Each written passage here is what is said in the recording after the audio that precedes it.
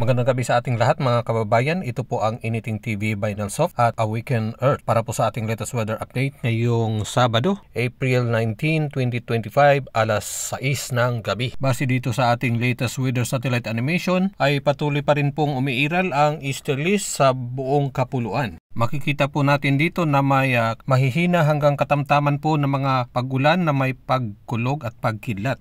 Lalo na po sa malaking bahagi po ng Cordillera Administrative Region, Baguio City, ilang lugar po ng Ilocos Sur, Northern Panay, lalo na po sa Rojas City, ilang lugar sa Masbate, Negros Oriental, kasama po si Quijor, Southern Cebu, Davao Region, Lanao del Sur, Barm, North Cotabato, Sultan Kudarat, Soc-Sargen, Zamboanga Peninsula, Basilan, Sulu, Tawi-Tawi. Magiging alerto po ang Zamboanga Peninsula, Basilan, Sulu, Tawi-Tawi dahil may papalapit po na malaking thunderstorm na posible pong magdudulot po ng katamtaman hanggang malalakas na mga pag-ulan na may pagkilat at pagkulog. Base po sa estimate natin, ang thunderstorm na ito ay posible pong makarating dyan sa may Zamboanga, Basilan, Hulu, Sulu ngayong alas 8 ng gabi. Kaya ingat po tayo sa mga pagbaha, pagguho ng lupa at mga pidlat. Para po sa karagdagan o mga detalye na mga advisories na ating ibibigay, punta lang po kayo sa Awaken Earth Facebook page natin. Pakisyon lang po.